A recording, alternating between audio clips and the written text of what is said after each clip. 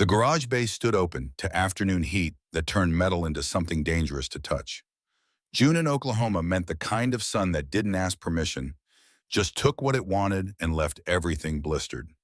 Inside the converted warehouse that Iron Brotherhood motorcycle club called home, the air carried layers motor oil mixing with cut grass from somewhere beyond the gravel lot, gasoline fumes dancing with the distant smell of rain that wouldn't arrive for hours yet, but promised to when it did.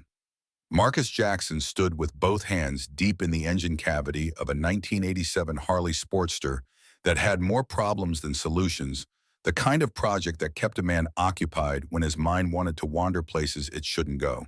At 62, he carried himself like someone who'd learned the hard way when to fight and when to walk away. His gray beard trimmed close, his Marine Corps tattoo faded on his left shoulder to that particular shade of blue-gray that came from decades of sun exposure and regret in equal measure. His hands told stories without words, scars from welding accidents and bar fights he'd lost more than one calluses thick enough that he could grip hot metal without flinching knuckles that had been broken and healed crooked 3 times over. The wrench he held had belonged to his father back when fathers stuck around long enough to pass down tools and advice that actually mattered. He'd been dead 30 years now, buried in a cemetery Marcus hadn't visited since the funeral because some graves are easier to tend when you don't look at them directly. The wrench slipped, metal scraped across knuckles already scarred. Blood welled up quick and bright, the kind of minor injury that happens a dozen times a day when you work with your hands and machines that don't forgive inattention. He didn't curse, didn't react beyond reaching for the rag in his back pocket, wiping the blood away with movements so automatic they bypassed conscious thought entirely. Behind him, the clubhouse held the usual Saturday afternoon rhythm, Diesel arguing with someone on his phone about child support payments that were late again, Prophet sorting bolts by size with the methodical precision that came from Army Ranger training that never quite left your nervous system, Cypher typing on his laptop with headphones and living in whatever digital world he inhabited when the physical one got too loud. Marcus pressed the rag against his knuckles, and that's when he saw her. A shape in the doorway, backlit by Oklahoma sun so bright it bleached details away and left only silhouette. For a moment, his brain tried making sense of it, too small to be an adult. Wrong posture to be a kid playing around something in the way she held herself that screamed wrong on frequencies most people couldn't hear, but men who'd seen war recognized immediately. She stepped forward, and the silhouette became a child. 7 years old, blonde hair pulled into braids that had started their day neat, but had since given up wisps plastered to her forehead with sweat and something that might have been tears. She wore a pink dress with small flowers scattered across fabric that had been clean once church clothes now marked with dirt and grass stains, and a tear near the hem that looked deliberate rather than accidental. Her left hand clutched a stuffed rabbit that had clearly been loved too hard for too long gray, where it should have been white, one ear hanging by threads, button eyes that had seen things no toy should witness. But it was her feet that made Marcus's throat tighten. Bare, dirty, small enough that the contrast between her vulnerability and the oil-stained concrete she stood on felt obscene. She swayed slightly, like her body was negotiating with gravity about whether standing was still a viable option. Her eyes, pale blue, winter sky blue, the kind of blue that should have held innocence, scanned the garage with the wariness of prey that had learned predators wear human faces. Behind Marcus, the clubhouse went silent. Diesel's phone call ended mid-sentence. Prophet's bolt sorting stopped with a metallic clink that seemed too loud. Cypher pulled one earbud out, his usual boredom replaced by something more alert, more animal. 4 men who'd collectively seen more violence than most people could imagine all recognized the same thing: this child was running from something worse than them. Marcus set the wrench down with deliberate care, wiped his bloody knuckles one more time, and crouched low enough that she wouldn't have to look up at him. Height mattered to frightened children. He'd learned that 43 years ago in a burning village outside Da Nang, where an 8-year-old Vietnamese girl had taught him that sometimes monsters tower over you and angels kneel down. His voice came out rougher than intended, decades of cigarettes he'd quit and whiskey he hadn't, giving it gravel texture. "You all right there, little one?" The girl's lips moved, but nothing emerged.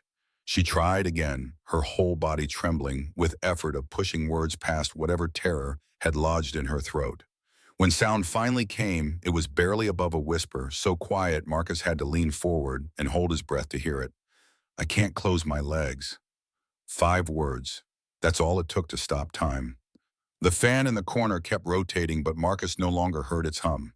The traffic on Route 47 3 blocks away vanished into silence. The birds in the elm tree outside went mute. Everything that wasn't this child and these 5 words had ceased to exist in any meaningful way.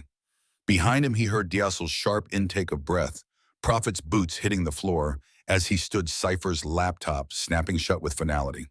Without discussion, without any visible signal passing between them, the 4 men moved into formation around the girl, not crowding her, not blocking her escape routes, but creating a wall between her small body and the open bay door that led back to whatever hell she'd walked away from.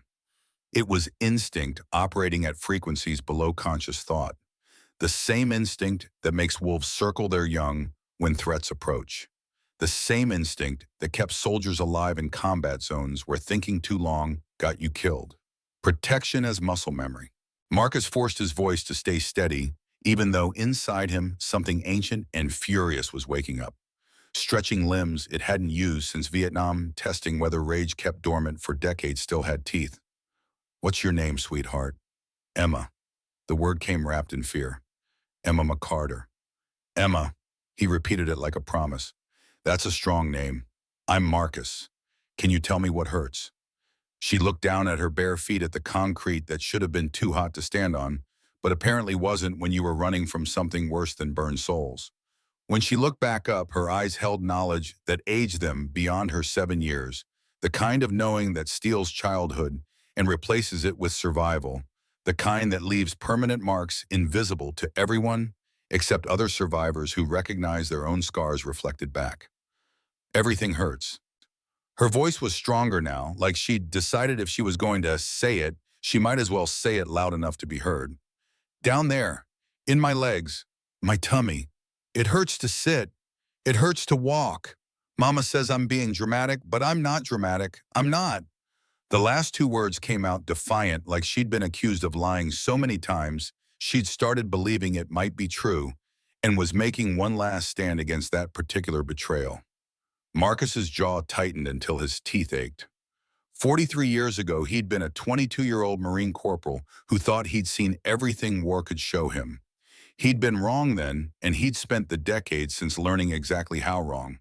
But nothing in all those years, not the firefights or the bodies or the friends who'd come home in boxes or bottles, had prepared him for the sight of this 7-year-old in her church dress trying to explain pain she shouldn't have words for. Emma, honey, I need to see where it hurts, just so I know how to help you. Is that okay? She nodded slowly, shifted her weight from one barefoot to the other, and that's when Marcus saw what he'd been dreading, since those 5 words had stopped time. Bruises, dark purple and yellow marks on the inside of her thighs, fingerprint-shaped, unmistakable in their origin. More bruising around her knees, her upper arms, her wrists, defensive wounds that happened when someone tried to push someone else away and failed because the attacker was bigger, stronger, willing to use force that a child's body couldn't possibly resist. Her dress had hidden most of it. Under the fluorescent lights of the garage, every mark became a sentence in a story Marcus didn't want to read, but couldn't stop reading now that he'd started. This wasn't a bicycle accident. This wasn't playground roughhousing. This wasn't any of the innocent explanations people reach for when the truth costs too much to acknowledge.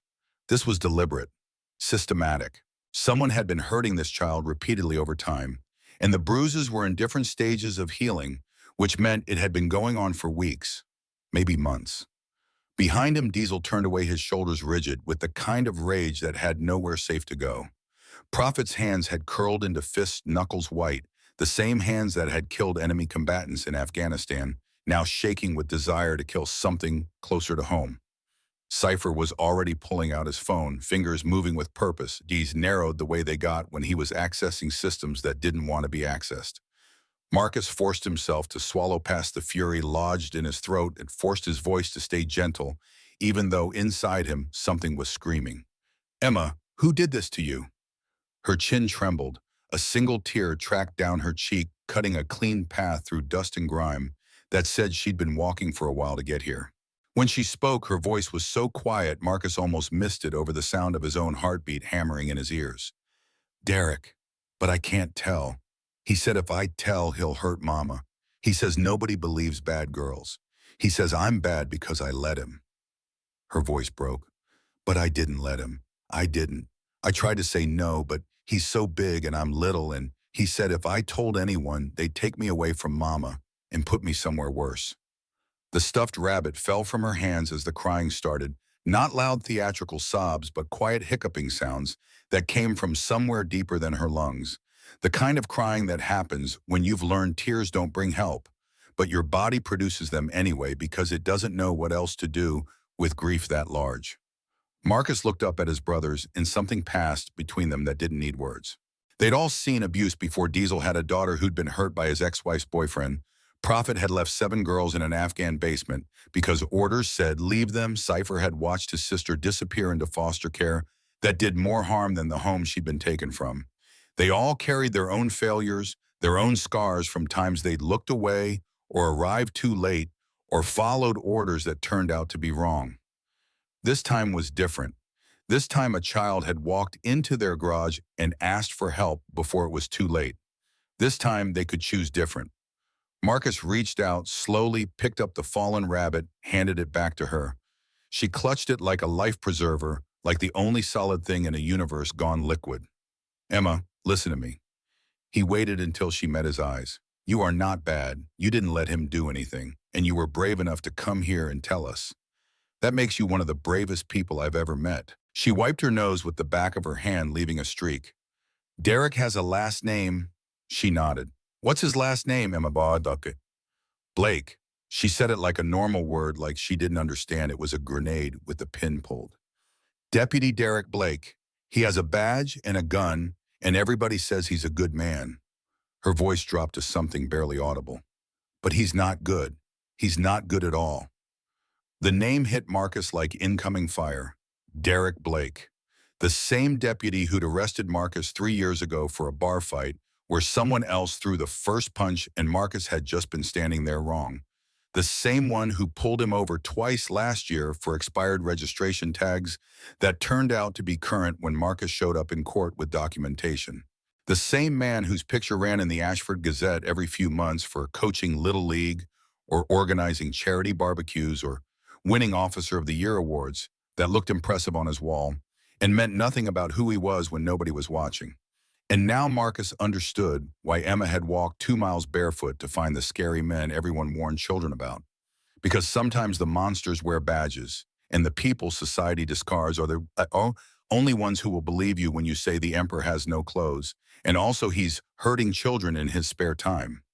Marcus stood slowly, his knees protesting in ways they hadn't when he was 22 and indestructible. He reached for his phone, thought about calling 911, then remembered that 911 would send cops, and cops would send Derek Blake's friends, and Emma would end up right back where she started, except worse because now the monster would know she'd told. His phone buzzed before he could decide. Unknown number. He answered anyway because sometimes the calls that matter most come from people you've never met.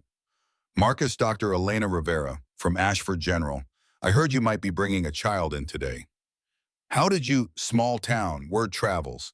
Listen to me carefully. If you're bringing Emma Carter, you need to know something before you walk through those doors.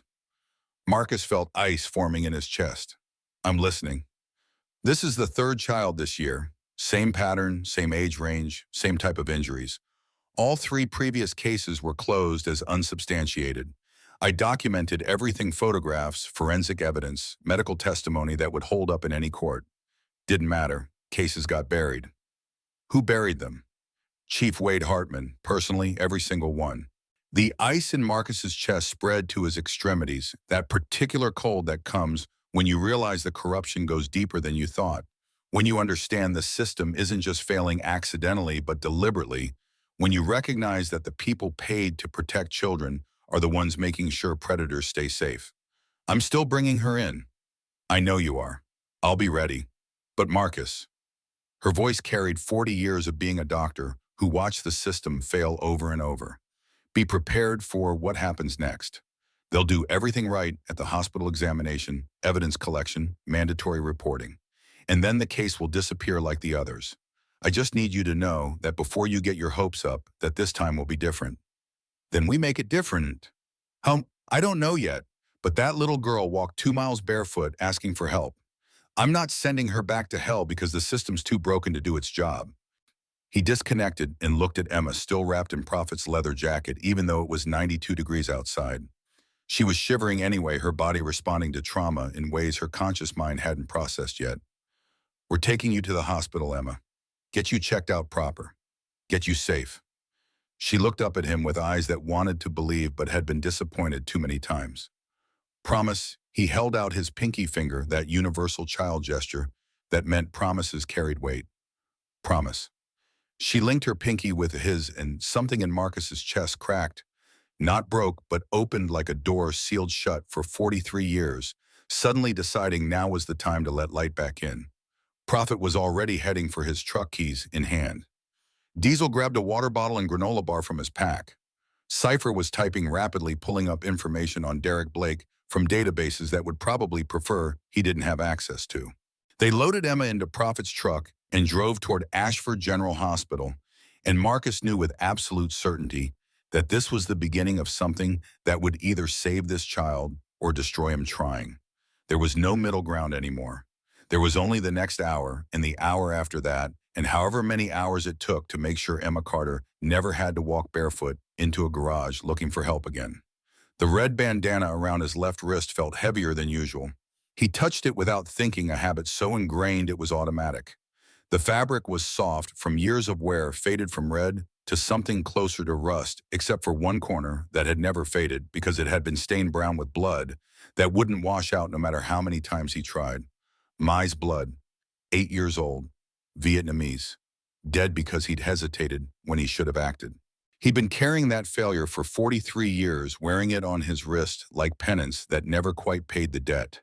His sergeant used to say, some debts can only be paid in blood, and Marcus had thought he understood what that meant.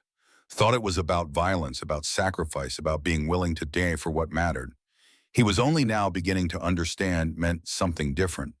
It meant standing in front of a child and saying, I'll bleed for this if I have to. I'll lose everything I have if that's what it takes. I'll become the criminal if that's the only way to make you safe. The debt wasn't paid with his blood. It was paid by being willing to spill it. Ashford General Hospital looked exactly like every other small-town hospital Marcus had ever seen. Low brick building, trying for dignity. Parking lot full of cars that had seen better days. Automatic doors that opened too slowly and closed too fast.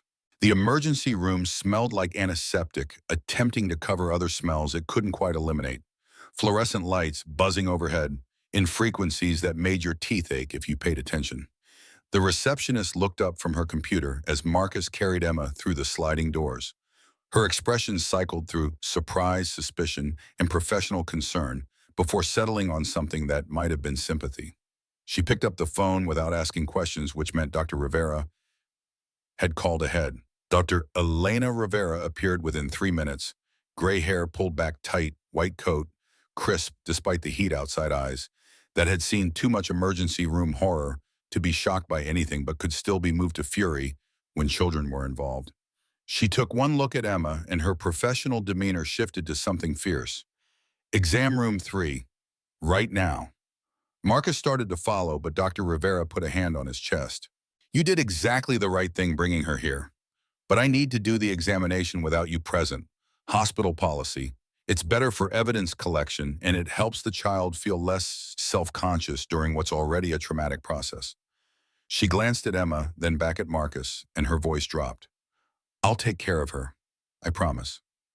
Marcus nodded because words weren't available, stepped back because the law said he had to, and watched them disappear down a corridor that smelled like industrial cleaner and broken promises. The waiting room chairs were designed to be uncomfortable enough that people wouldn't linger. Marcus sat anyway, hands shaking in ways they hadn't since those first weeks back from Vietnam, when loud noises sent him diving for cover that wasn't there, and his sleep was populated by faces that wouldn't stay dead no matter how many years passed. He touched the red bandana on his wrist again, feeling the stiff corner where blood had permanently altered the fabric's texture. Vietnam, 1972, he'd been Corporal Marcus Jackson, 22 years old, 3 months in country, still young enough to believe that following orders absolved you of personal responsibility for what those orders required. The village outside Da Nang had been burning, whether from enemy fire or friendly fire. Nobody could say for certain in the chaos. And after a certain point, it didn't matter, because burning was burning and dead was dead, regardless of whose finger pulled the trigger. He'd kicked down the door of a hut that was more smoke than air and found her inside. Mai, 8 years old, tiny, barely conscious, bleeding from shrapnel wounds that looked bad but not unsurvivable if he could get her to the medic. He'd wrapped her in his jacket, this was before the bandana that came later, and carried her toward the evac helicopter that was supposed to extract them before the whole village got overrun. He'd been maybe 50 yards from safety when the mortar hit close enough to knock him sideways, and his hands slippery with blood and sweat, and the kind of adrenaline that makes everything feel unreal had lost their grip. Mai had fallen, just fallen, bounced once when she hit the ground like a doll dropped by a careless child and didn't move again. He'd scrambled toward her, but the medic grabbed his vest, screaming something about her being gone and them needing to go now before they all died with her. The helicopter had lifted with Marcus in it and Mai on the ground getting smaller and smaller until distance and tears made her disappear entirely. The last thing he saw was that small body in the dirt alone, surrounded by fire that would burn her before anyone recovered her remains. He tied the bandana around his wrist 3 days later, using his own blood as dye for one corner, because he decided he needed to remember, needed to carry it with him every day as a reminder of what happened when you tried to save someone and failed because you weren't strong enough or fast enough or brave enough when it mattered most. 43 years, he'd been wearing it 43 years, waiting for a chance to pay that debt forward to save a child he could save because the one in Vietnam was beyond saving and always had been. Maybe Emma Carter was that chance. The door to the emergency department swung open and Chief Wade Hartman walked in uniform crisp, despite Oklahoma heat, 58 years old, and carrying himself with the swagger that came from 25 years of unchallenged authority in a town where everyone knew better than to question the man who decided which laws got enforced and which ones got overlooked. He spotted Marcus immediately, and his eyes narrowed in recognition and calculation. Marcus knew Chief Hartman the way everyone in Ashford knew the chief, which was to say they knew his public face and suspected there was something else underneath.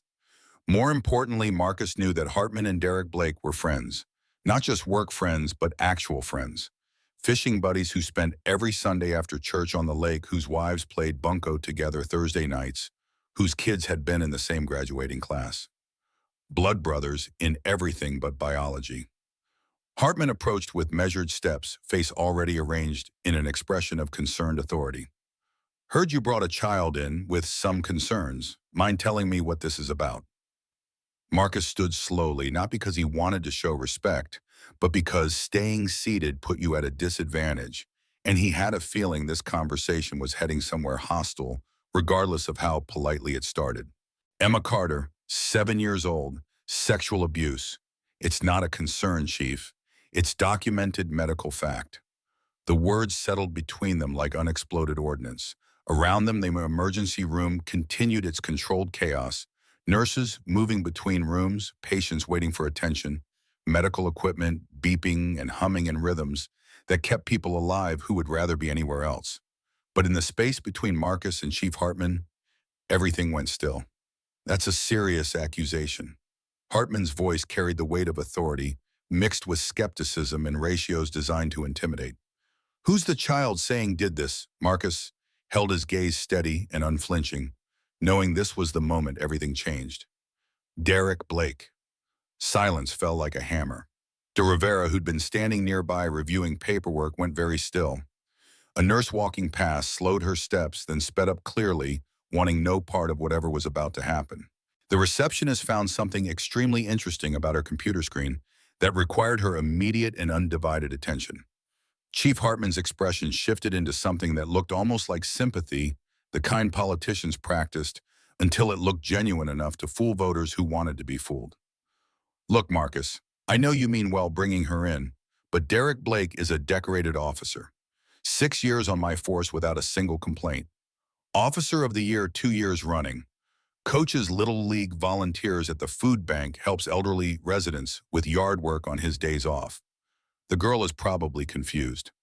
He paused, letting that sink in. Kids say things, mix up their dreams with reality, misinterpret things they see or hear. She could have been hurt any number of ways that have nothing to do with Derek. Could have been anyone. Could have been nothing.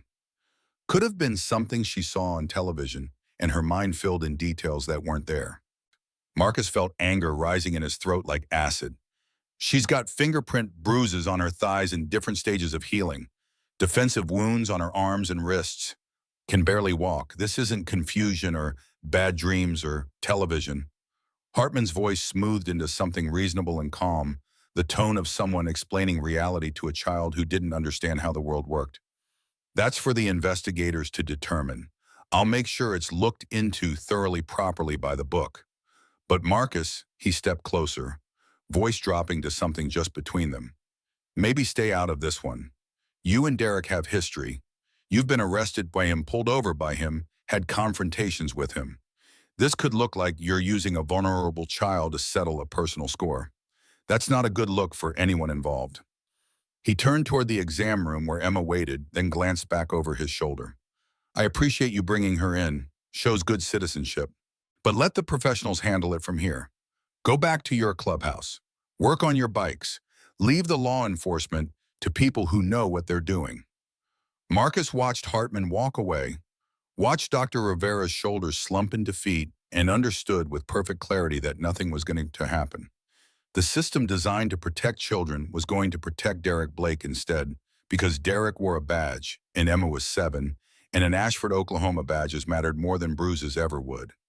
Outside, the storm clouds that had been threatening all afternoon were finally making good on their promise.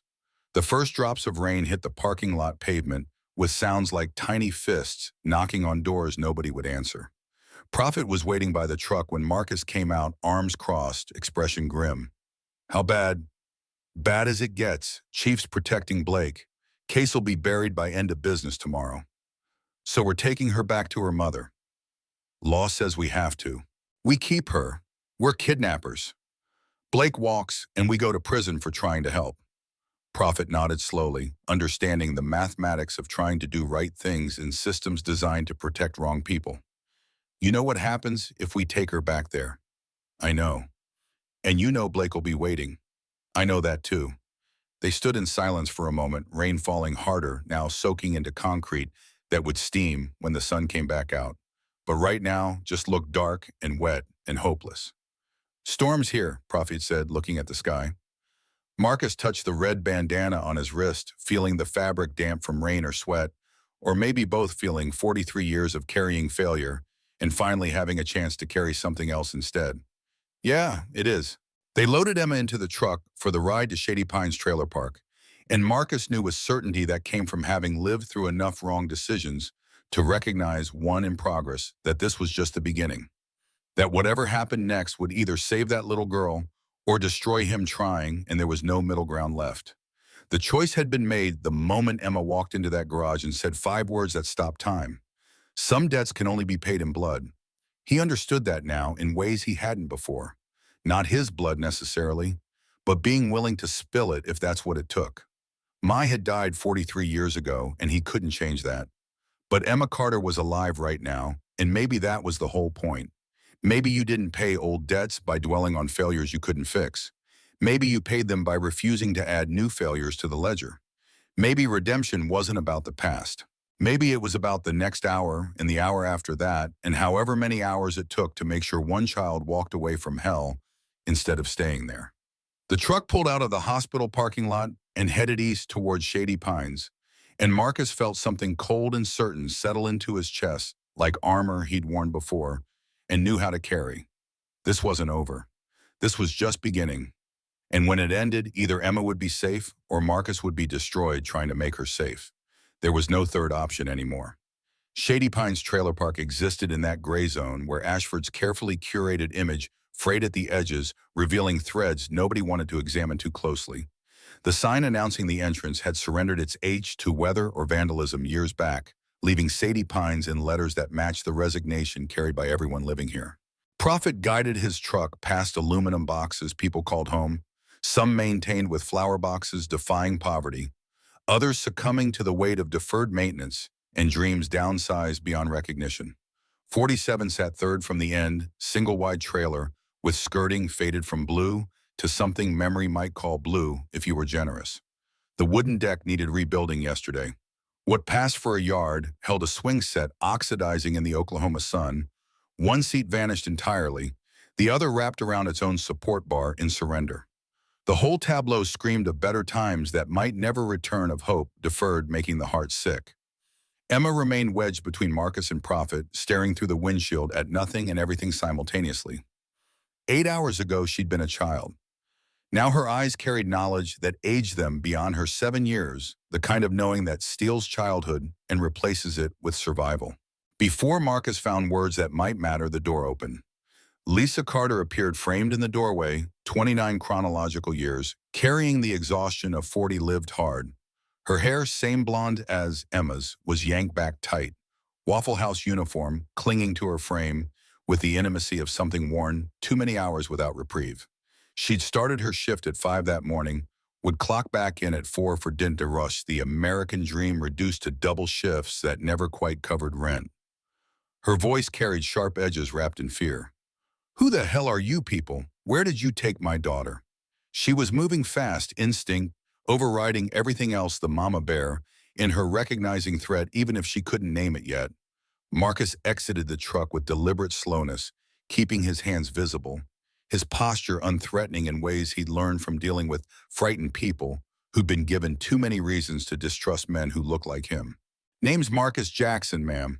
Your daughter walked into my garage around 3 this afternoon. She's injured. We took her to Ashford General for examination and treatment." Lisa had reached the truck, eyes locked on Emma, visible through glass, maternal panic, overwhelming whatever caution might have suggested. "You had zero authority, zero right. Emma out of that truck immediately." Emma pressed herself harder against the passenger door, trying to achieve invisibility through sheer force of will, her body language screaming everything her voice couldn't. Marcus kept his tone level, each word selected with the precision of someone diffusing ordnance, where one wrong syllable detonates everything. "Mrs. Carter, your daughter has sustained sexual abuse.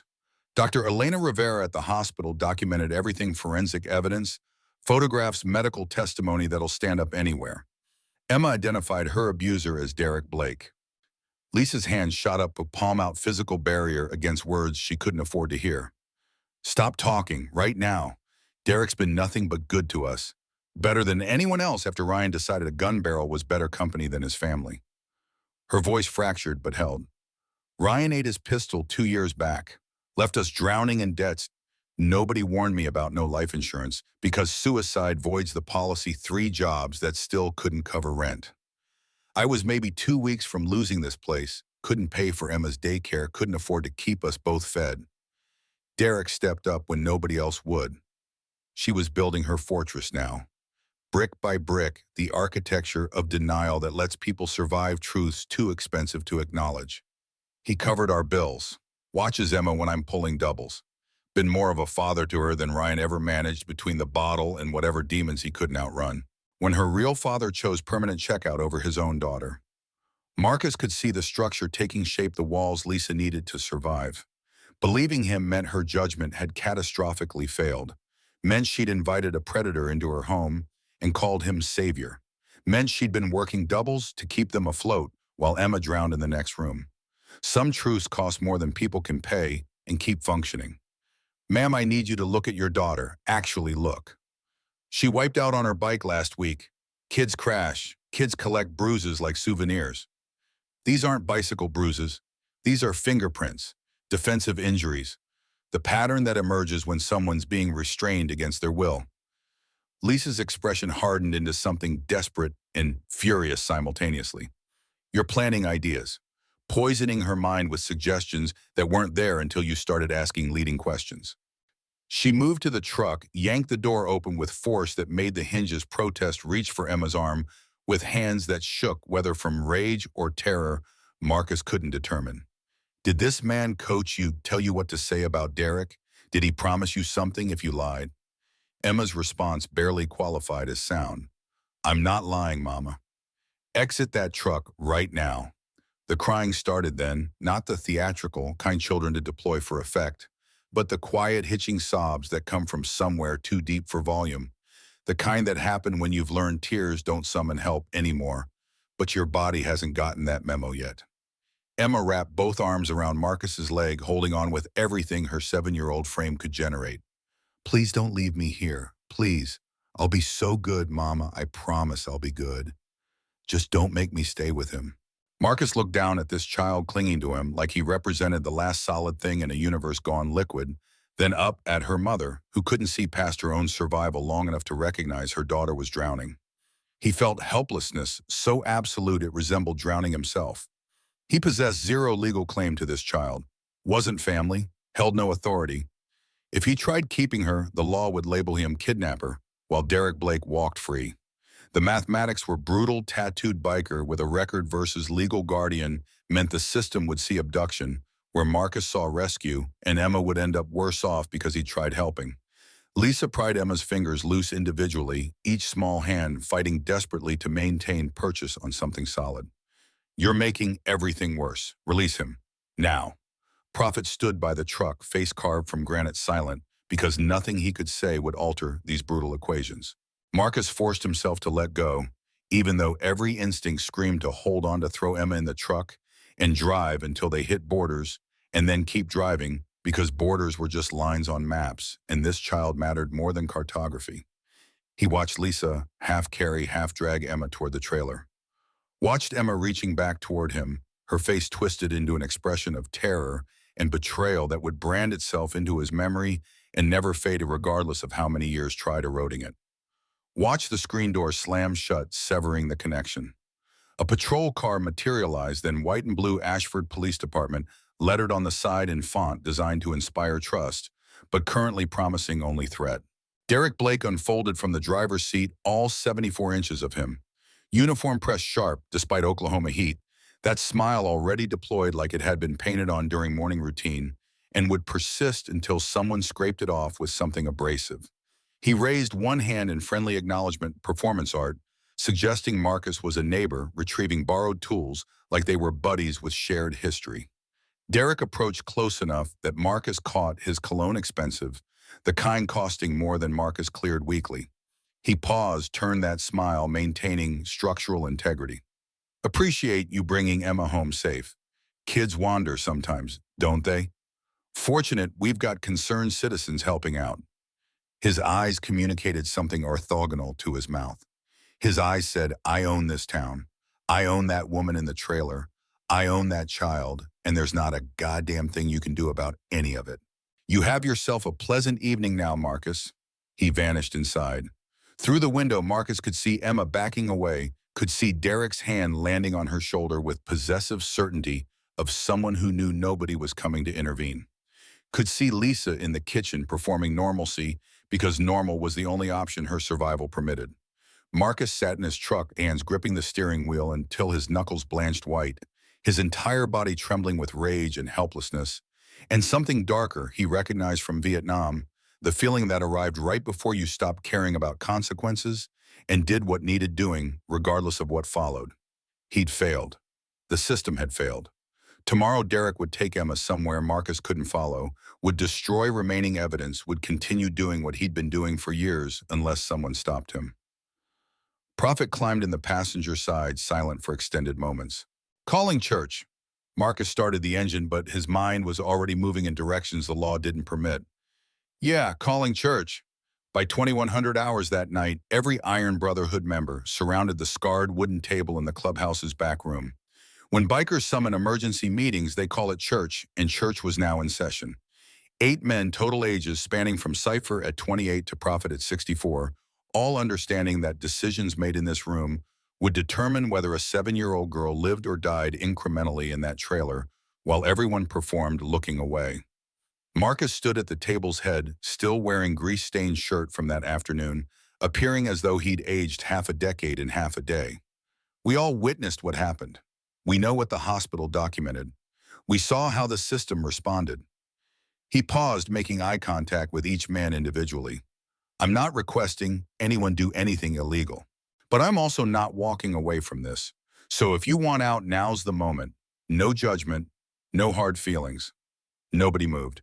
Diesel cracked his knuckles, old boxing habit preceding decisions that couldn't be unmade. Prophet leaned back, arms crossed, expression communicating he had been expecting this conversation since they'd departed the trailer park. Cypher was already opening his laptop, fingers beginning their dance before Marcus finished speaking. All right then. Marcus nodded once. Cypher. What can you find? Cypher represented the youngest Brotherhood member, baby-faced and soft-spoken, appearing like he'd get lost in libraries and be perfectly content about it.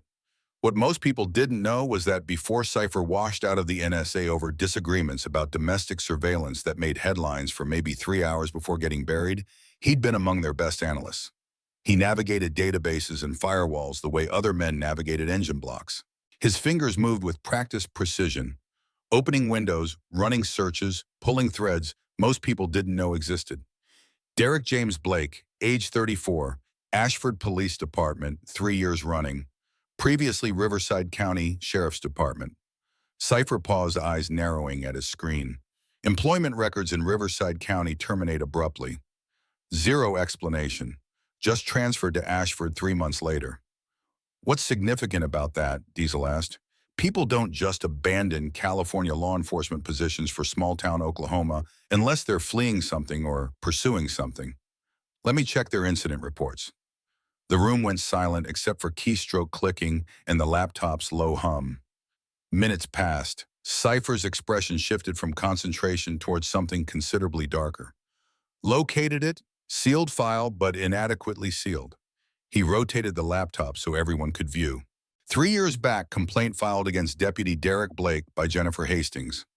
Allegation sexual abuse of her 12-year-old daughter, Kayla. Internal affairs investigation opened. Cypher scrolled down, jaw tightening. Investigation closed 2 weeks later. Insufficient evidence. Files marked for destruction. Records indicate they were lost during a server migration 6 months ago. Diesel's voice emerged flat and hard. How convenient that timing is. Cypher continued digging, pulling social services records, cross-referencing names and dates, constructing a picture growing clearer and uglier with each additional piece. Derek Blake operated systematically. He targeted single mothers, women vulnerable, isolated, desperate. Women needing help badly enough, they'd overlook warning signs. Women who couldn't afford losing their lifeline, even if that lifeline was systematically destroying their children. 3 documented cases in Riverside County, all closed as unsubstantiated. 2 complaints never progressing past initial reports. 1 mother who withdrew allegations after her car was mysteriously vandalized, and her employer received anonymous tips about drug use that cost her employment and made her appear unreliable when she attempted reporting again. He's got a system, Cypher said quietly. Selects victims who won't be believed. Kids from broken homes, mothers with bad credit, ex-husbands who vanished. He positions himself as the rescuer, makes himself indispensable. By the time abuse starts, these women are so dependent on him, they can't perceive what's directly in front of them. And if anyone attempts reporting, he's got the badge and reputation to make complaints disappear. Prophet, who'd been silent until now, spoke. His voice carried weight of someone who'd witnessed similar patterns in war zones, where local officials enabled trafficking because the money was too good to refuse. How many children are we discussing? Cypher's fingers stilled on the keyboard. Riverside 5 confirmed victims. Could be more. Here in Ashford, Dr. Rivera mentioned 3 cases this year with similar injuries. Emma makes 4, plus however many never got reported. The weight of that number settled over the room like physical mass pressing down on their shoulders. 9 children minimum. 9 childhoods stolen while a system designed to protect them looked away because the predator wore a badge and knew how to smile for cameras. Marcus's hands curled into fists on the table. Can you pull his transfer records, identify who approved moving him to Ashford despite these complaints? Already on it. Cypher opened another series of windows, pulled personnel files, authorization forms, background checks that should have caught this but somehow didn't. Transfer request approved by Riverside County Sheriff Thomas Webb. Letter of recommendation signed by the same man. Ashford Police Chief Wade Hartman hired him based on that recommendation. He looked up from the screen. They're fishing buddies now, incidentally. Have been since 6 months after Derek arrived. Every Sunday after church. Their wives play bunco Thursday nights. Their kids were in the same graduating class. The implication hung in the air like smoke from fires nobody could extinguish. So Hartman knew, Diesel said. Maybe, maybe not. But he definitely knows now, and he's choosing to protect Derek anyway. Prophet stood, then moved to the window overlooking the parking lot where their bikes sat in neat rose chrome, catching streetlight. I need to tell you all something. His voice carried the weight of confessions too long deferred. Afghanistan 2009, village outside Kandahar. We had intel said Taliban commander was hiding there. Raided at 0300. Found 7 girls locked in a basement instead, ages 5 to 13. He paused, hands gripping the windowsill. Local police chief was selling them. We knew it, everyone knew it, but our orders from command were secure the package, extract, do not engage local authorities. So we secured our target and left those girls with the same police chief who'd been trafficking them. His voice dropped. 3 days later, that village burned. All 7 girls disappeared. Officially, they never existed.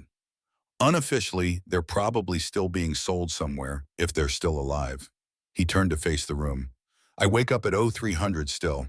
Every morning, 30 years of waking up at 0300 remembering 7 girls I left behind because orders said leave them. I'm not leaving Emma Carter the same way. The room held silence for a long moment. Then Marcus spoke. We need evidence they can't ignore. Evidence so clean, so undeniable that even a corrupt system can't bury it. He paused. I need a vote. This goes wrong, we all go down.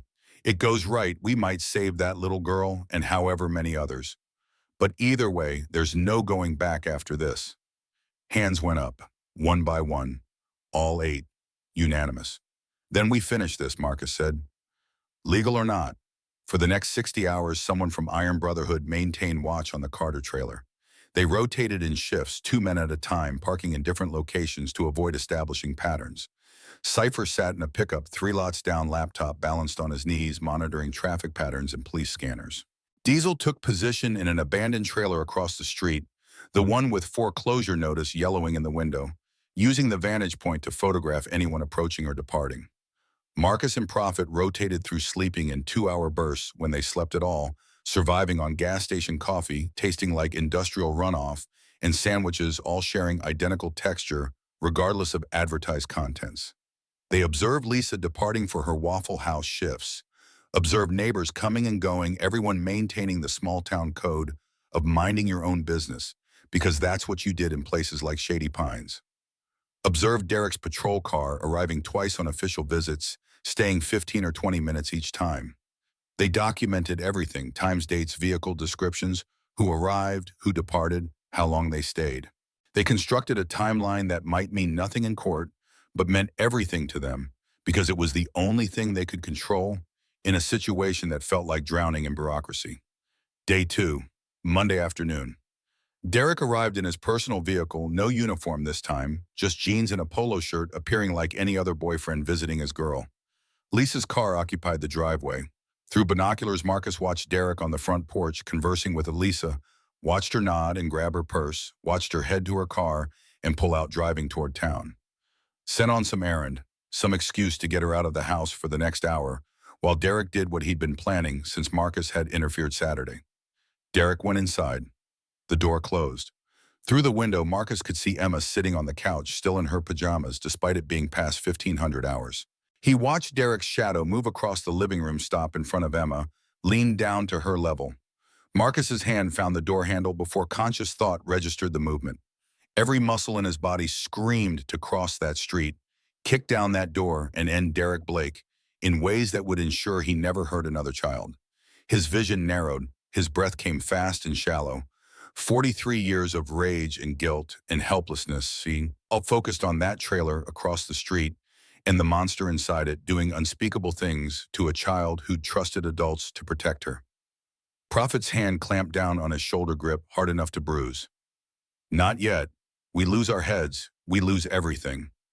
He's in there with her right now. I know. But if we go in there, we've got nothing that holds up in court. Derek spins it as harassment, stalking, personal vendetta.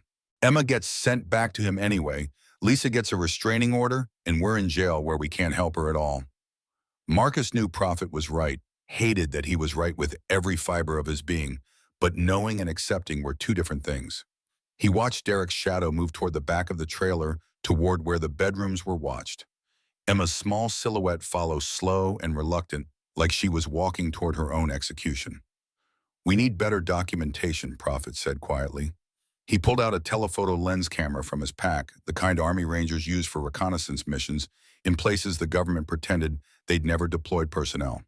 Prophet had been in those places, seen things that woke him at 0300, reaching for weapons that weren't there anymore. He set up in the abandoned trailer's window, adjusted until he had clear line of sight into Emma's bedroom window. The blinds were open. Derek probably didn't think anyone was watching. Why would he?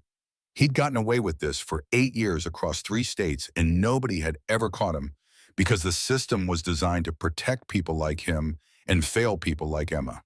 Through the telephoto lens, everything became crystalline. Derek entered Emma's room. The bedroom door closed behind him.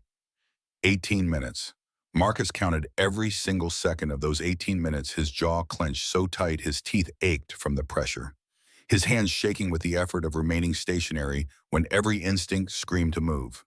When Derek finally emerged, he was adjusting his belt casual as anything like he'd just used the bathroom or checked on a sick kid. He walked back through the living room, paused at the refrigerator, grabbed a beer like he lived there, like he had every right, sat on the couch, turned on the television, completely relaxed in his impunity. Prophet kept the camera rolling, the steady mechanical click, capturing frame after frame of evidence that should be enough, but probably wouldn't be because Derek wore a badge, and Emma was 7, and the world had already decided which one of them deserved believing. Through Emma's window, Marcus could see her on her bed, curled into a ball, with her arms wrapped around that stuffed rabbit, rocking slightly. The kind of rocking that happens when your body tries comforting itself, but nothing helps. When you're 7 years old and the person who should protect you sent your protector away, and the monster came back, and this is just Monday, just another day in a childhood that stopped being childhood, the moment Derek Blake smiled his way into their lives. Diesel sat in the corner of the abandoned trailer, silent, his face granite. He was remembering his own daughter at 14, how she'd gone quiet after his ex-wife's boyfriend moved in. Remembering bruises she'd explained away as clumsiness. Remembering the night she'd finally told him, and he'd beaten that boyfriend within an inch of his life, ended up in county jail for aggravated assault. By the time he got out, his daughter wouldn't speak to him, his ex-wife had a restraining order, and the boyfriend had relocated 2 states away where Diesel couldn't find him. His daughter was 24 now, living in Portland, doing well from what he heard through mutual friends, since she wouldn't take his calls. They'd lost 8 years because he'd failed her by waiting too long, then failed her again by acting too fast without considering consequences. There was no right way to do this. There was only the way that might keep the victim safe while ensuring the monster couldn't hurt anyone else. This time had to be different. 20 minutes later, Lisa's car pulled back into the driveway. She went inside carrying grocery bags, smiling at Derek, the picture of domestic normalcy. Through the binoculars, Marcus watched her call toward the bedrooms, probably announcing that dinner would be ready soon. Watched Emma emerge with her face blank, sit at the table like nothing had happened. Because this was her normal now. This was just Monday. Marcus looked at Prophet. We've got him entering the room. We've got timestamps. We've got Emma's distress afterward. We've got video documentation that should be enough to get warrants, start investigations, protect that child. Prophet's expression remained grim. Won't be enough. Defense will say it's circumstantial. They'll say he was checking on her, maybe reading her a story even though it's 3 in the afternoon. Maybe she was upset about something else entirely. They'll say we're stalkers with an agenda, that the footage is edited, that we can't prove what happened behind that closed door. Marcus turned away from the window, every part of him wanting to put his fist through something solid until his knuckles broke, and the pain distracted him from the larger pain of knowing a child was suffering and he couldn't stop it through any legal means. That footage should be enough. Should be isn't the same as is. You know the system's steel. You've seen how it works.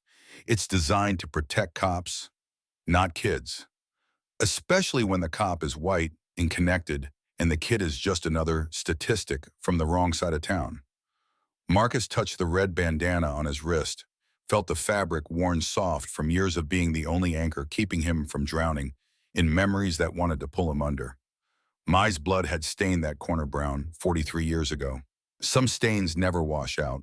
Some debts never get paid, unless you find a way to pay them forward. He made a decision then, the kind that changes everything that comes after.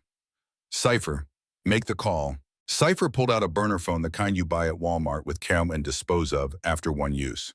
He'd rehearsed the script 3 times, keeping his voice neutral and factual, giving them just enough to trigger an investigation without revealing who he was or how he knew. He dialed the Oklahoma State Attorney General's office hotline for reporting government corruption. I have information about child abuse cases being covered up by the Ashford Police Department. Multiple victims. Pattern of behavior spanning 3 years minimum. The officer involved is Deputy Derek Blake. Chief Wade Hartman has been systematically closing cases as unsubstantiated despite medical evidence from Dr. Elena Rivera at Ashford General. He paused for effect. I believe there's financial motivation. Follow the money. Check Chief Hartman's bank records. Look for offshore accounts. Look for payments matching dates when cases got closed. He disconnected before they could trace the call, remove the battery, and drop both pieces in different dumpsters 3 miles apart. It wasn't much. A seed planted in soil that might let it grow or might not. But it was something, and something beat the nothing they'd had before. 3 days later, an unmarked sedan with state plates pulled into Ashford. Behind the wheel sat Detective Sarah Chen, 36 years old, working with the FBI task force on crimes against children on loan to the State Attorney General's office for a multi-jurisdictional investigation that had been building for 18 months without anyone knowing. She'd seen enough child abuse cases to recognize the signs when local authorities were protecting predators instead of children. The anonymous tip had landed on her desk, flagged as priority because it matched intelligence they'd already been gathering independently, pieces of a puzzle they hadn't known how to assemble until someone provided the picture on the box. She'd come to Ashford expecting resistance. She'd come prepared to fight every inch. Cypher had been monitoring communications and heard the state was sending. Someone found her name and credentials within an hour of her arrival.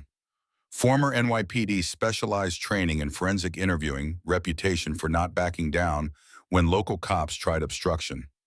If anyone could break through Ashford's wall of silence, it was her. Her phone rang as she parked outside the diner on Main Street. Unknown number. She answered anyway because in her line of work, the important calls rarely came from people in your contacts.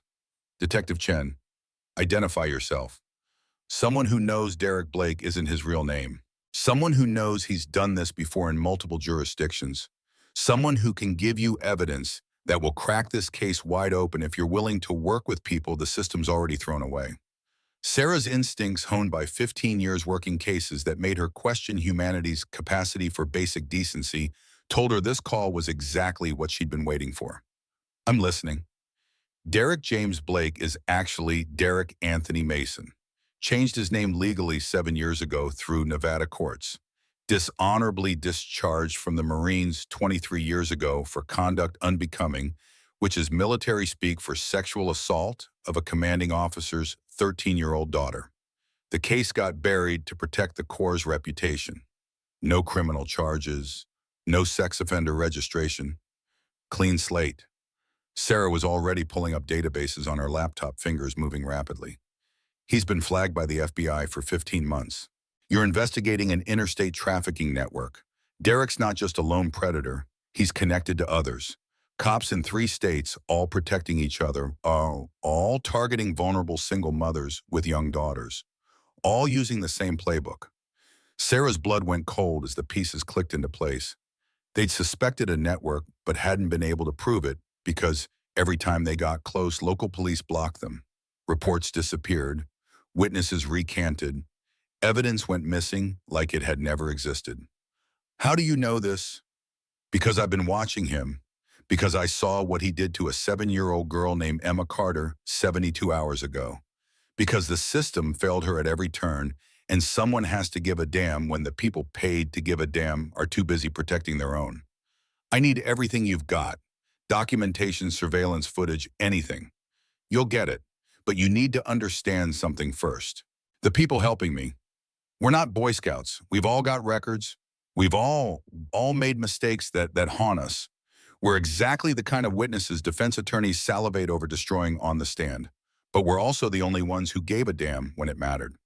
Sarah had worked enough cases to know that sometimes the people wearing badges were the criminals, and sometimes the people society discarded were the heroes.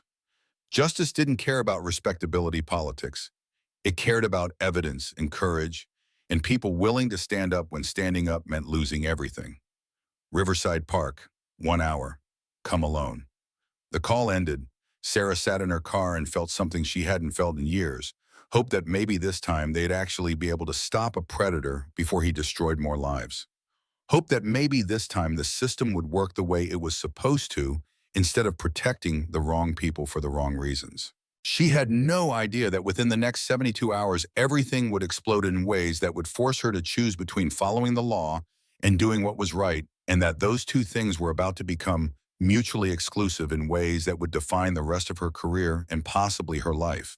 She also had no idea that Marcus Jackson was already planning to make that choice for her. Riverside Park existed in that peculiar summer stillness, where heat made even children reconsider playground equipment transformed into medieval torture devices by unforgiving Oklahoma sun. Sarah Chen had chosen this location deliberately public enough to appear innocent, empty enough for conversations that couldn't be overheard. She sat on a bench under an elm tree, providing shade but zero relief from humidity that made breathing feel like manual labor.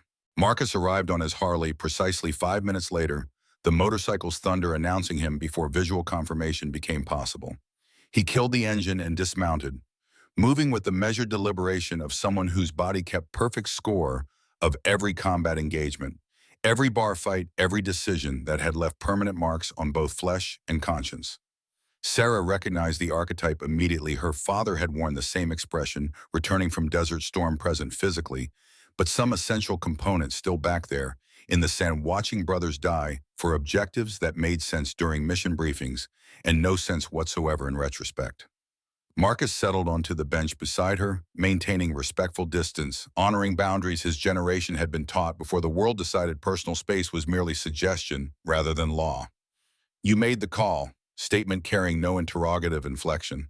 Affirmative. You possess evidence documenting Derek Blake abusing Emma Carter. Video surveillance. Documentation of patterns extending 8 years across 3 states. And you're prepared to hand everything over to federal authorities. Under one condition. Sarah had anticipated this. Nobody surrendered information that could result in federal incarceration without negotiating terms. Name your condition. You actually utilize it. You don't bury it because it originated from people with criminal records. You don't dismiss it because we're not credible witnesses by your standards. That little girl deserves better than another adult looking away because helping her proves inconvenient. Sarah rotated to face him, fully observed the rage and grief and desperation, barely contained behind military discipline, drilled so deep it had become skeletal structure, holding him together when everything else wanted fragmentation. I don't care if your evidence originated from the Vatican or a homeless encampment. If it's solid, I'll use it. That's not a promise. That's a guarantee. Marcus extracted a USB drive from his pocket, extended it. Everything's here. Timestamps, surveillance footage, bank records showing Chief Wade Hartman accepting payoffs, documentation of 5 cases in Riverside County that got systematically buried. Names, dates, victims, families if you can convince them to speak, which most won't because the system already failed them once and they won't risk repeated failure. Sarah pocketed the drive mine, already constructing presentation strategies that protected sources while preserving evidentiary value. There's additional information you require, Marcus continued. Derek's planning extraction. Within the next 72 hours, he intends taking Emma and vanishing. We've been monitoring his movements. 3 trips to a storage unit outside Tulsa in the past week, always during Lisa's shifts. He's stockpiling supplies, cash, counterfeit identification. He's executed this before. When Riverside became too hot, he disappeared, 6 weeks, changed his name, located a new town requiring a hero. Sarah felt ice crystallizing in her chest. They'd suspected Mason had vanished between jurisdictions, but lacked proof. Now Marcus was providing the pattern, the evidence, the timeline she needed. If he escapes with Emma, we'll never recover her, Marcus said quietly. She'll disappear into a network that's been operational for years, trafficking children between states, between predators, between men who believe badges grant them permission to destroy innocence for personal gratification. Then we move faster than he anticipates. How you need warrants, due process, evidence that survives courtroom scrutiny. That consumes time Derek won't provide. Sarah looked at this man who'd spent 3 days observing a child suffer because the law said intervening would transform him into a criminal. Looked at someone who understood that sometimes doing what's right means breaking laws written by people who'd never had to choose between legality and morality. There are methodologies for expediting warrants when you've got probable cause and exigent circumstances. Child in immediate danger qualifies. I can have federal agents executing search warrants on Derek's residence, his storage unit, and Chief Hartman's office within 24 hours if I present what you've given me appropriately. And if Derek calculates you're coming, if Hartman tips him off the way he's been doing for years, then I suppose I'll need someone maintaining surveillance to ensure Emma doesn't vanish before we can secure her. Understanding passed between them without requiring verbalization. She was granting permission for what he'd been planning anyway, providing cover by acknowledging that sometimes the law needs assistance from people it had spent years pretending didn't exist. She's 7 years old, Marcus said, and his voice carried 43 years of guilt about another child he couldn't save. She walked 2 miles barefoot, seeking help because every adult who should have protected her had already failed. I won't fail her again. Neither will I. Marcus stood, moved toward his motorcycle, then paused. Detective, when you arrest Derek, make certain he knows it was the bikers who got him. Make certain he understands that sometimes people wearing leather care more about justice than people wearing badges. He rode away before she could respond, leaving her alone in the empty park with a USB drive that would either crack this case open or destroy her career if she just negotiated with the wrong person. She connected the drive to her laptop, started reviewing footage. Within 5 minutes, she knew Marcus had provided everything she needed and more.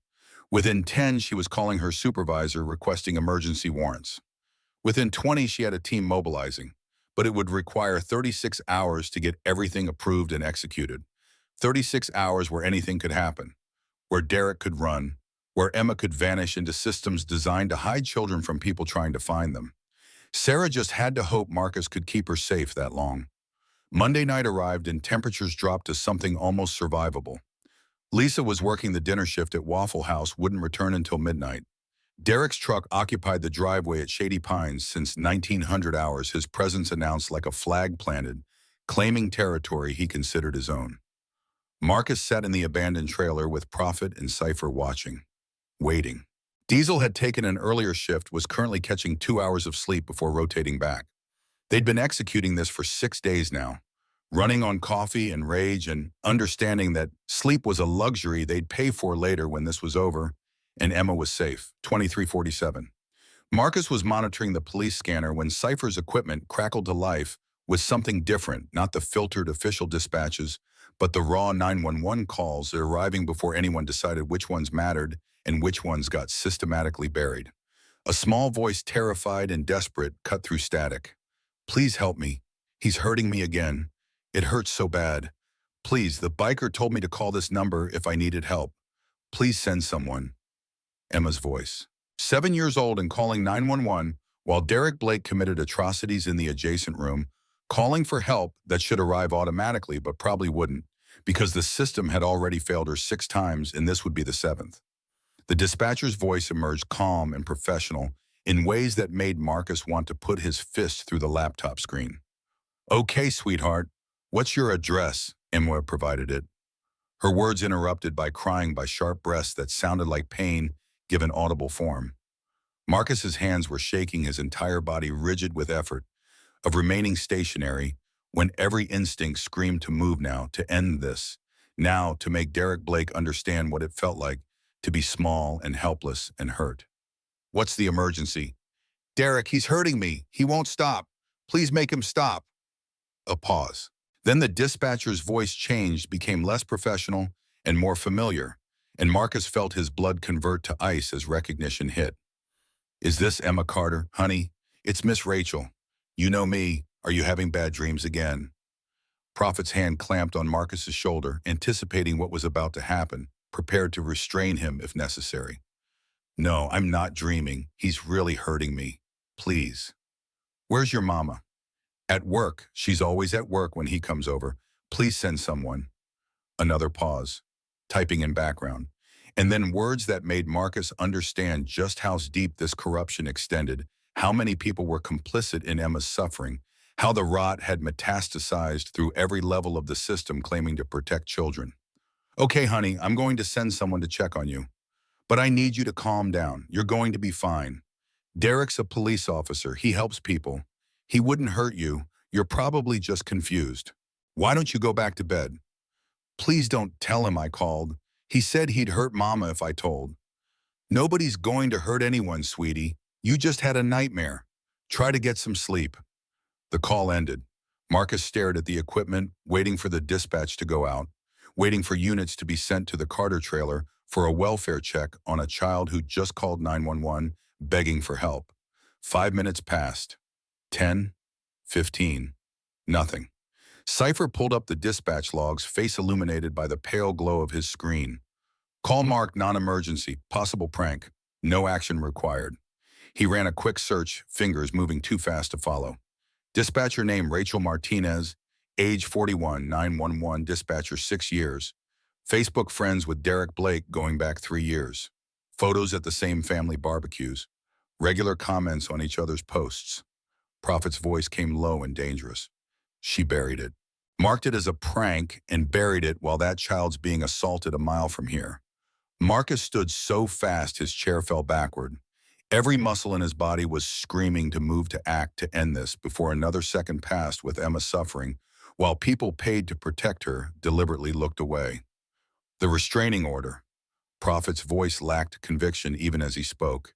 "If we go there, we're done. We lose everything." Marcus was already grabbing his jacket, his movements sharp and precise, the same movements that preceded combat when thinking stopped and training assumed control. "She called for help, and nobody's coming." The words hung between them, simple and terrible, and absolutely true. That little girl is alone in that house with that monster right now, and nobody's coming because the person who should send help is protecting him. So we can sit here and follow the law that's designed to protect him, or we can do what's right even if it destroys us. Prophet stood. Cypher closed his laptop. Diesel appeared from the back room where he'd been pretending to sleep, already knowing what was about to happen, because they all had known, since Emma walked into their garage, that it would come to this eventually. His sergeant's words from Da Nang echoed in Marcus's mind. Some debts can only be paid in blood. He'd thought it meant violence. Turned out it meant standing in front of a child and saying, "I'll bleed for this if I have to." "Then we ride," Prophet said. 3:47 in the morning. The coldest part of night, the hour when emergency rooms see the most deaths, because human bodies surrender when darkness feels most permanent. 3 motorcycles cut through that darkness toward Shady Pines Trailer Park, engines loud enough to wake the dead, but not loud enough to stop what they were about to do. They parked 2 blocks away and approached on foot. The trailer was dark except for the flickering blue light of a television through the living room window. Marcus moved around back where a chain-link fence separated the property from an empty lot overgrown with weeds nobody maintained, because nobody cared. He cut the fence with wire cutters, the sound impossibly loud in the quiet night. They waited frozen, listening for a response from inside. Nothing came. They crossed the backyard, tried the back door. Locked. The bathroom window was cracked open for ventilation, small enough that most men wouldn't fit, but Cypher was lean and young enough that his body hadn't started the slow betrayal that comes with age. He climbed through and disappeared inside.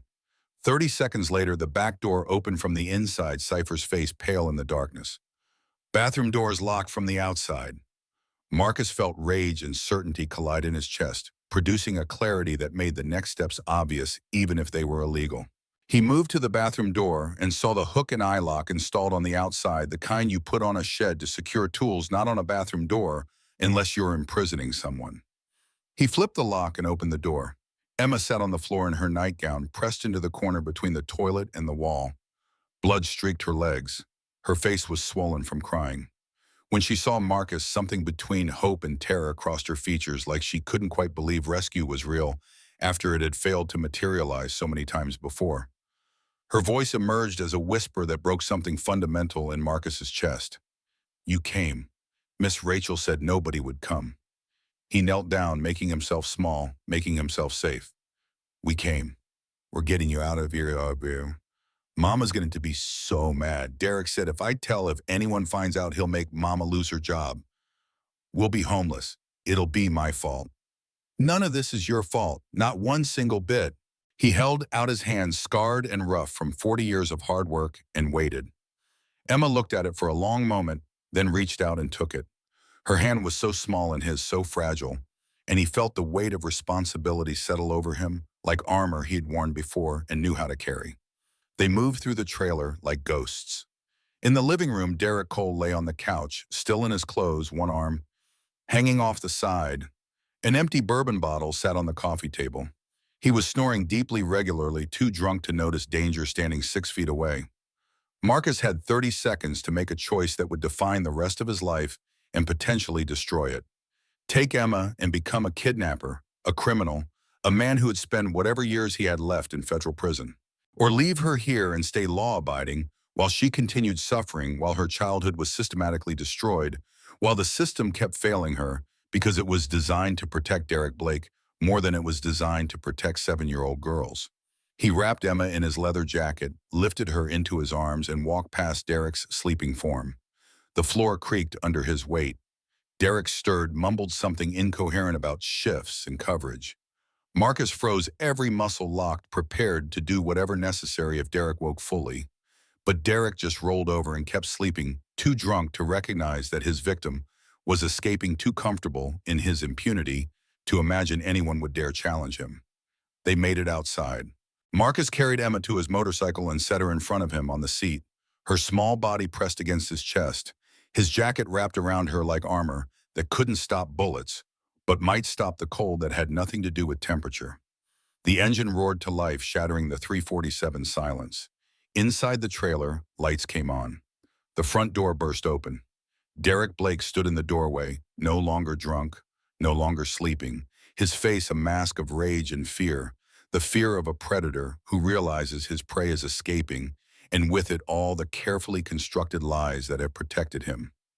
Marcus met his eyes across the distance and felt something cold and final settle into place. "Come after us. I dare you." He gunned the engine and rode toward the state line with Emma pressed against his chest, her small arms wrapped around his waist, holding on like he was the only solid thing in a world gone liquid with terror. Behind them, Derek was already reaching for his phone to call every cop in 3 counties to mobilize a manhunt to make Marcus the criminal while positioning himself as the victim. Marcus knew what came next: arrest, federal charges, years in prison. But for the first time in 8 days, Emma was out of that trailer, out of Derek's reach, and whatever happened next, that was worth it. That was everything. The rest stop 15 miles outside Ashford sat empty at 4 in the morning. Marcus pulled in, killed the engine, and made the call he'd been planning since the moment he had heard Emma's 911 call get buried. Detective Sarah Chen answered on the second ring, voice alert, despite the hour, because people in her line of work learned to sleep light or not at all. "It's Marcus. I've got Emma. I'm bringing her to Oklahoma City field office. Derek was assaulting her." The 911 dispatcher buried her call. We couldn't wait any longer. On a pause that stretched long enough for Marcus to hear his own heartbeat hammering in his ears. "Meet me there. Don't stop anywhere else. Don't talk to anyone else." Her voice softened in ways that suggested she understood exactly what this decision would cost him. "You did the right thing." The FBI field office was gray concrete and fluorescent lights and the smell of burnt coffee that had been sitting too long in pots nobody cleaned often enough. Marcus pulled into the parking garage at 6:43, Emma still wrapped in his jacket, her head resting against his shoulder, exhausted from fear and pain and the adrenaline crash that follows survival. Detective Chen was waiting with 2 other agents and a woman in civilian clothes who introduced herself as a forensic interviewer specializing in child trauma. They took Emma, gently speaking in soft voices, promising safety, in a world that had taught her safety was a lie, adults told when they meant something else entirely. Emma looked back at Marcus as they led her inside, her eyes asking the question she was too scared to voice. "Are you leaving me too?" "I'll be right here. I promise." Two agents stepped forward then, and Marcus knew the script had known it since the moment he'd decided to cross that line from legal to illegal for reasons that felt more right than any law he'd ever followed. He put his hands behind his back without being asked. The handcuffs clicked into place, cold metal against wrists that had worn different restraints in different circumstances, but never for reasons that felt this clean. They read him his rights: kidnapping, custodial interference, violation of a protective order, possible additional charges pending investigation. Each word was technically accurate. Each word meant years in federal prison. But Emma was safe, and that was the only mathematics that mattered, the only equation that balanced when everything else in the world felt weighted toward darkness. While Marcus sat in a holding cell, Emma underwent a forensic interview conducted by specialists trained to extract truth without re-traumatizing victims. The interview room was designed to appear comfortable, soft furniture, neutral colors, toys available if needed. Two cameras recorded from different angles, creating a record that would be admissible in any court in the country. Emma's testimony, delivered in that small, halting voice, was comprehensive and devastating. She described abuse that had started 6 months after Derek moved in. She described being told it was normal, that all little girls did this with their daddies, that she was special. She described the threats, what would happen to her mother if she told, what would happen to her if she didn't cooperate. She described pain and fear and confusion that no 7-year-old should have words for, but she'd learned anyway because Derek had been teaching her a curriculum designed to destroy innocence while preserving his own freedom. Dr. Sarah Hoffman documented everything, every detail, every pattern, every piece of evidence that would later form the foundation of a case so airtight that even the best defense attorneys in the country couldn't find cracks large enough to create reasonable doubt. At 7:35 that morning, while Emma was still being interviewed, FBI agents executed simultaneous raids on 3 locations: Derek Cole's residence, Ashford Police Department headquarters, and Chief Wade Hartman's home office. Derek's house looked normal from outside: ranch-style Maple Street, well-maintained lawn, American flag hanging from the porch. Inside, it was staged like a showroom. Everything clean and in place, everything projecting the image of a responsible, trustworthy man who definitely wasn't destroying children's lives in his basement. The FBI's forensic team found what they were looking for behind a locked door Derek had told neighbors was for storage: 7 external hard drives, each one containing terabytes of data, thousands of images, hours of video, multiple children spanning different ages across 8 years. Some files were professionally produced, traded on dark web forums where predators shared techniques and victims. Others were homemade, recorded in places that would later be identified as Derek's previous residences, hotel rooms he'd stayed in the Carter trailer. The hidden camera footage from Emma's bedroom was especially damning. Derek had installed a small camera disguised as a smoke detector, positioned to capture everything. The footage confirmed every detail Emma had described, time-stamped and undeniable. No defense lawyer could claim she was confused or lying when the evidence was digital, documented, and clear. At Ashford Police Department headquarters, agents seized servers and file cabinets, collecting every report and complaint and case that had crossed Chief Hartman's desk in the past 5 years. The pattern was obvious. Within minutes, 14 reports of suspected child abuse, all involving similar descriptions and ages, all closed as unsubstantiated, all closed by Chief Wade Hartman personally. At Hartman's home office, forensic accountants found the money: bank records showing regular deposits from an offshore account linked to Derek Cole, $127,000 over 3 years. Payments that matched dates when cases were closed, evidence disappeared, reports were marked as unfounded. Hartman had been selling protection, selling silence, selling children's safety for cash that paid for his boat and fishing cabin and daughter's college tuition. But the FBI's biggest discovery came from Derek's military records, sealed files that had required federal warrants and pressure from senators asking uncomfortable questions about how a known predator had slipped through cracks, deliberately widened to protect institutional reputation. Derek James Blake didn't exist until 7 years ago. Before that, he was Derek Anthony Mason, United States Marine Corps, stationed at Camp Pendleton. His service record looked exemplary: initially commendations, promotion to corporal, outstanding conduct ratings. Then 23 years ago, everything changed when a complaint was filed by Staff Sergeant Robert Chen, alleging that Corporal Mason had sexually assaulted Chen's 13-year-old daughter at a family event on base housing. The girl's statement was detailed and credible. Physical evidence supported her claims. Naval Criminal Investigative Service opened a case file that should have led to court-martial and prison time. Instead, Mason received a dishonorable discharge for conduct unbecoming of a Marine military speak designed to bury details, protect the institution, avoid publicity of a full trial. He was discharged quietly with no criminal charges in civilian court, no sex offender registration, nothing that would follow him beyond a discharge status he could explain away as personality conflicts or minor infractions. The system had given him a fresh start, and he'd used it to refine his predatory behavior, moving across state lines, changing his name, finding new victims in new jurisdictions where nobody knew his history. But the revelation that made headlines nationwide came when FBI investigators pulled phone records and family trees and found the connection that explained how Derek had operated with such impunity. Rachel Martinez, the 911 dispatcher who'd buried Emma's desperate call, wasn't just Derek's friend. She was his half-sister. Same father, different mothers, reconnected 8 years ago through a genealogy website. When Derek moved to Ashford 3 years ago, Rachel was already working as a dispatcher. She became his early warning system, his first line of defense. Every 911 call mentioning Derek's name went through her first. She'd reroute them, mark them as non-emergency, lose them in administrative backlogs.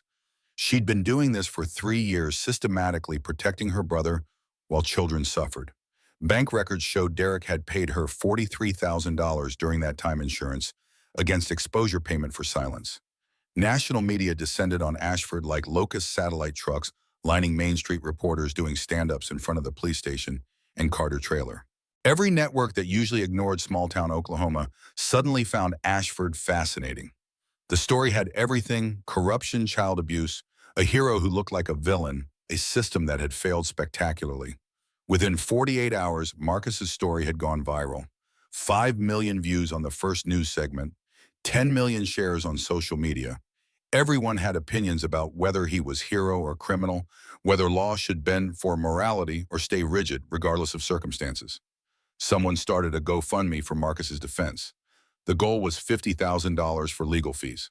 Within 72 hours, it had raised $3.2 million. Donations came from every state, from people who'd never met Marcus, who just believed that good people shouldn't be punished for doing right things when systems designed to protect children fail so completely that individuals have to step in. In Ashford, 847 residents signed a petition demanding charges be dropped. They delivered it to the district attorney's office in person, a line stretching down courthouse steps. Some were people who'd initially defended Derek, but now felt the weight of their mistake. Some were parents who couldn't imagine standing by while children suffered. Some were survivors finding voice for the first time. Lisa Carter sat in a hotel room trying to understand how she'd missed everything. The FBI had shown her evidence she couldn't deny, walked her through timeline after timeline of abuse that had happened in her own home while she worked doubles trying to keep food on the table. She genuinely hadn't known. The FBI psychiatrist confirmed it. She wasn't complicit like Hartman. She was a victim of manipulation, a single mother so desperate for stability that she'd ignored warning signs, dismissed her daughter's behavioral changes, believed Derek's explanations because believing anything else meant admitting her judgment had catastrophically failed. The breakdown was complete and devastating.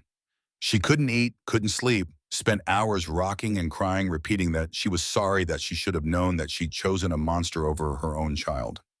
The FBI arranged psychiatric care and crisis intervention because Lisa Carter was a suicide risk and they needed her alive to testify. But District Attorney Patricia Voss knew the legal system doesn't work on feelings or petitions or GoFundMe campaigns. It works on law and precedent and the principle that everyone, even heroes, must answer for their actions. She filed formal charges: kidnapping in the first degree, custodial interference, violation of a protective order. Marcus would stand trial. A jury would decide whether justice meant following the letter of law or honoring its spirit. The trial lasted 6 days, though it felt like 6 months to everyone watching. Marcus's defense attorney, Margaret Chen, who'd taken the case pro bono after seeing news coverage, built her case around necessity. The necessity defense argues that breaking law is justified when it prevents greater harm, when every legal option has been exhausted, when the choice is between action and catastrophe. She presented evidence methodically: the 911 call that had been buried, the hospital report that had been ignored, the restraining order that had been weaponized to silence the only people watching, the systematic failure of every institution designed to protect children. She argued that Marcus hadn't acted rashly or violently. He'd tried the legal system, first reported to CPS and hospital, and police done everything right, and the system had failed at every turn. Emma appeared via closed-circuit video, a therapy dog named Bailey sitting beside her. She wore a purple dress her foster mother had helped her select. She answered questions in a voice stronger than 8 months ago, though still fragile, describing what Derek had done, describing calling 911 and being told she was confused, describing Marcus finding her in that bathroom and promising safety and keeping that promise even though it meant losing his freedom. The jury watched in silence. 3 of them were crying. Detective Chen's testimony sealed the outcome. She walked the jury through the FBI investigation, explaining how Marcus's actions had triggered a federal case exposing an interstate trafficking network. Because of Marcus, 14 verified victims across 3 states got justice. Because of Marcus, 27 additional cases were being investigated. Because of Marcus, a predator who'd operated for 8 years was finally stopped. Looking directly at the jury, she delivered what everyone in that courtroom was thinking. Without his intervention, Emma Carter would likely be dead or missing within a month. Derek Mason was planning to leave state with her. We had evidence of his preparations. Marcus didn't just save one child. He opened a case that will protect countless others.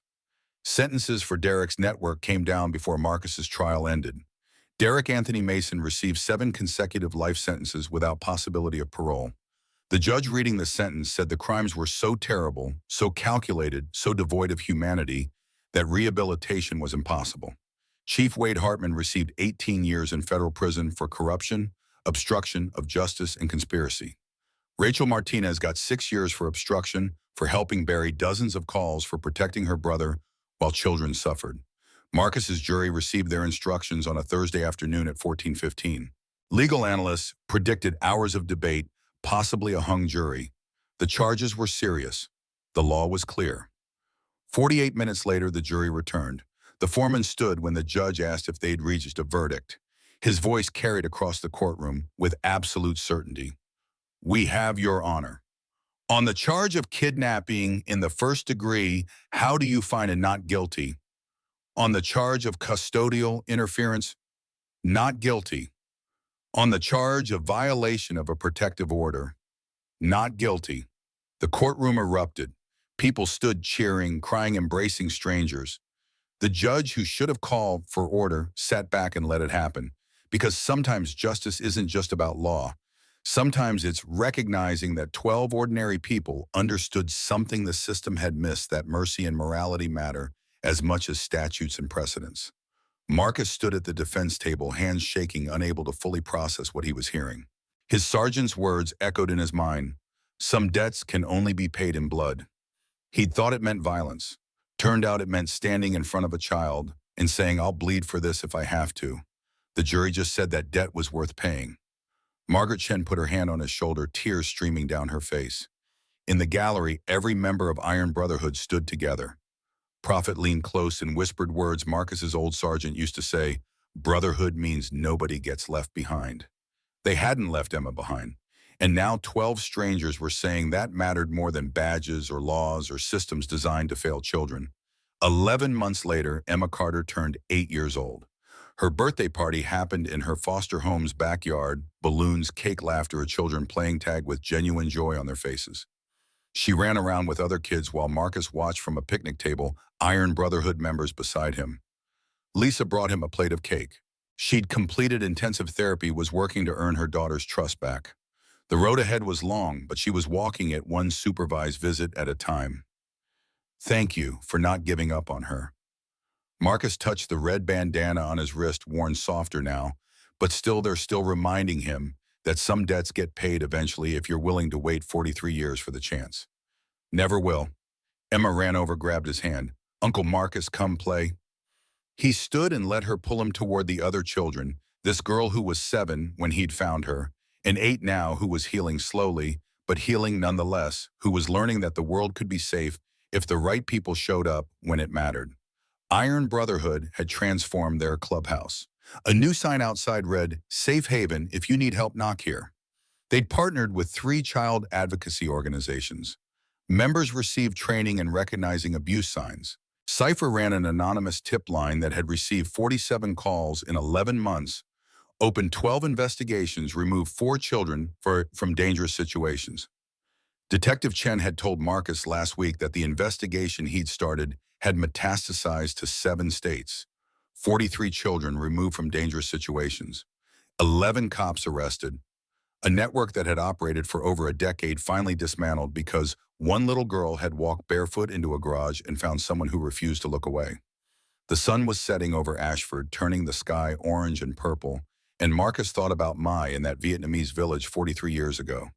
Thought about how he'd failed her, how he'd carried that failure every day since how it had nearly destroyed him.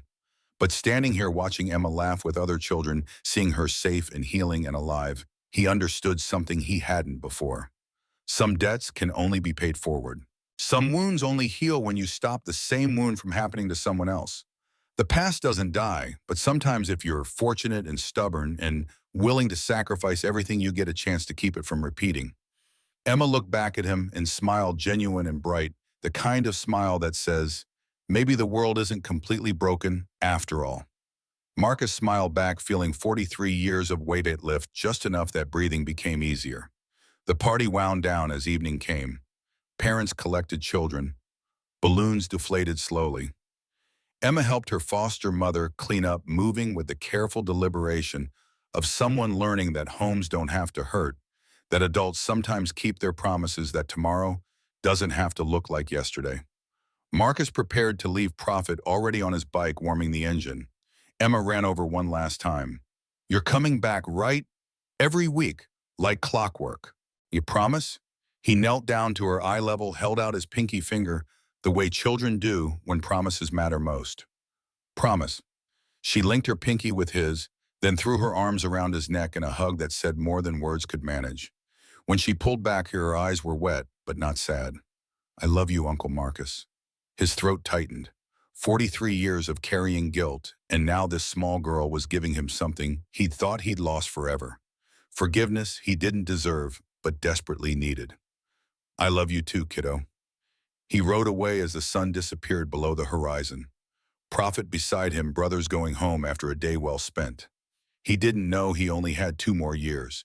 Didn't know his heart would give out at 64, finally surrendering under weight it had carried too long. Didn't know that Emma would be the one to speak at his funeral, telling a room full of bikers and FBI agents and survivors that he'd saved her life twice, once by refusing to look away, once by teaching her that broken people are sometimes the only ones brave enough to fix what's broken in others. But that was still coming. Tonight he was alive, and Emma was safe, and that was enough. 10 years later, Emma Richardson stood at a podium in Ashford Community Center, now 17, wearing her foster mother's pearls and Marcus's red bandana around her wrist. The room was packed: bikers, FBI agents, survivors, families from 7 states, everyone who'd been touched by the case that had started with 5 words spoken in a garage. She was announcing a scholarship fund for children who'd survived what she'd survived. Named after Marcus Jackson, who'd passed away 2 years ago at 64, his heart finally giving out after carrying too much weight for too long. "Marcus Jackson taught me that family isn't blood." Emma said, her voice steady and strong in ways that 7-year-old Emma couldn't have imagined. "It's who shows up when everyone else looks away. It's who stands between you and the monster when the people who should protect you won't. It's who sacrifices everything because you're worth saving even when you can't believe that yourself." She paused, collecting herself. "He also taught me that the past doesn't die. It waits. It watches. And if you're brave enough, you can face it and make sure it doesn't happen to someone else." Lisa sat in the 3rd row, sober, 6 years now, working as an advocate for domestic violence survivors. Their relationship would never be what it should have been. Some breaks don't heal completely. Some trust can't be fully rebuilt. But it was something. Progress measured in supervised visits that became unsupervised dinners, that became phone calls where they actually talked about things that mattered. In the back, Prophet stood with what remained of Iron Brotherhood, fewer now age-claiming members, the way age always did. Diesel had died 3 years ago. Cypher had moved to California for work. But Prophet was still here, still riding, still showing up when called. Still understanding that brotherhood means nobody gets left behind, even after death takes some of them. Detective Sarah Chen, now running the FBI's National Task Force on Child Trafficking, had flown in from Washington, D.C. The network they dismantled had led to federal legislation, Emma's Law, requiring cross-state databases tracking officers with abuse complaints. 43 children saved directly, hundreds more indirectly as the system slowly, painfully learned to believe children over badges. Emma finished her speech to standing ovation. As she stepped down, she touched the bandana on her wrist, felt the stiff corner, where Mai's blood had stained fabric white to brown 43 years before Marcus ever met her. He'd given it to her during one of their weekly visits, told her about the little girl in Vietnam he couldn't save, told her she was carrying that girl's memory forward, now making sure the failure meant something. Some debts can only be paid forward. She understood that now in ways Marcus had spent 43 years learning. After the event, after the crowd dispersed, after the last handshake, and the final photograph, Emma stood alone in the empty community center. Prophet approached, moving slower than he used to, age catching up to everyone eventually. He'd be proud of you, Prophet said. I hope so. I know so. You became exactly what he hoped you'd become, someone who survived and then helped others survive. That's the only victory that matters in the end. Emma looked at this old biker, this man who'd stood beside Marcus that night they'd rescued her, who'd kept showing up week after week for 10 years, who'd become the uncle she'd never had. Thank you for not looking away either. Prophet's eyes got wet, but no tears fell. Men of his generation had been taught that crying was weakness, but somewhere along the way he'd learned that staying present was strength. Brotherhood means nobody gets left behind. Marcus taught us that. You reminded us why it mattered. They stood in comfortable silence for a moment, two survivors of different wars connected by the same man who'd saved them both, Emma from Derek Blake, Prophet from himself, and the ghost that had haunted him since Afghanistan. Finally, Prophet spoke again. The past doesn't die, but sometimes if we're lucky, we get to make sure it doesn't keep killing people. Marcus did that. You're doing it now. That's how we win. Not by forgetting, but by refusing to let it happen again. Emma nodded, understanding, settling into her bones like truth often did, slowly, quietly, permanently. She drove home that night with the red bandana still wrapped around her wrist, a talisman carrying the weight of two little girls 43 years apart, both saved by people the world had written off as dangerous, both learning that sometimes angels wear leather and monsters wear badges, and the only way to tell the difference is by watching who shows up when children need saving.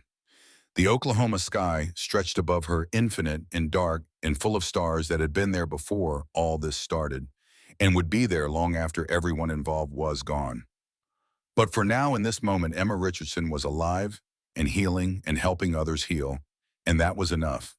That was everything. Sometimes the law and justice aren't the same thing, and when you have to choose, you choose the child every single time.